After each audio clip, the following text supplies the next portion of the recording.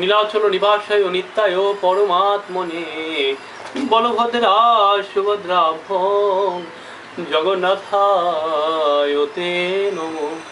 শ্রীলরূপ গোস্বামীকৃত ভক্তি রসামৃত সিন্ধু, তৃতীয় খণ্ড, পশ্চিম বিভাগ, ষষ্ঠ ৩০টি অধ্যায়, প্রীতিভক্তি বা দাস্য।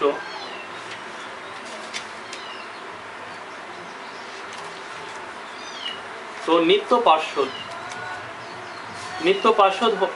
পার্শ্বদ দ্বারকাপুরীতে নিম্নলিখিত ভক্তরা শ্রীকৃষ্ণের অন্তরঙ্গ পার্শ্বদ বলে পরিচিত: উদ্ধব, দারুক, সাত্তুকী, শ্রুতদেব, শত্রুজিৎ, নন্দ, উপানন্দ, ভদ্র ইত্যাদি। এরা সকলে ভগবানের সচিব রূপে সবসময় ভগবানের সঙ্গে থাকেন, কিন্তু তবুও মাঝে মাঝে তারা ভগবানের সেবা কার্য করেন। কুরুবংশের ভীষ্ম, মহারাজ পরীক্ষিত ও বিদুরকেও শ্রীকৃষ্ণের অন্তরঙ্গ পার্শ্বদ বলে গণ্য করা হয়। কথিত আছে, শ্রীকৃষ্ণের সমস্ত পার্শ্বদেরা জ্যোতির্ময় দেহযুক্ত এবং তাদের চোখ ঠিক পদ্মফুলের মতো। তারা এত শক্তিশালী যে তারা দেবতাদের শক্তিকে পরাভূত করতে পারেন এবং তারা সর্বদাই নানা রকম মূল্যবান মণিমাণিক্যে ভূষিত। শ্রীকৃষ্ণ যখন ইন্দ্রপ্রস্থে ছিলেন তখন কেউ তাকে এইভাবে সম্বোধন করেন: হে প্রভু, উদ্ধবাদী আপনার পার্শ্বদেরা সর্বদাই দ্বারকার দ্বার প্রান্তে আপনার আদেশে প্রতীক্ষা করছেন। অশ্রুপূর্ণ নয়নে তারা আপনার দিকে তাকিয়ে আছেন এবং আপনার সেবায় ঐকান্তিকভাবে উৎসাহী হয়ে তারা দেবাদিদেব মহাদেবের প্রলয় আগ্নিকে পর্যন্ত ভয় করেন না। তারা পূর্ণরূপে আপনার চরণ কমলের শরণাগত। শ্রীকৃষ্ণের অনেক অন্তরঙ্গ পার্শ্বদের মধ্যে উদ্ধবকে সর্বোত্তম বলে গণ্য করা হয়। তার বর্ণনা করে বলা হয়েছে, তার অঙ্গকান্তি কালিন্দী জলের মতো ঘনশ্যাম ও স্নিগ্ধ।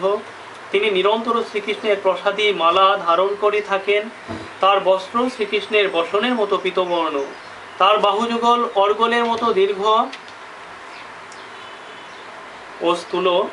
তার চোখ দুটি ঠিক পদ্মফুলের মতো এবং সমস্ত ভক্ত পার্শ্বদের মধ্যে তিনি হচ্ছেন প্রধান।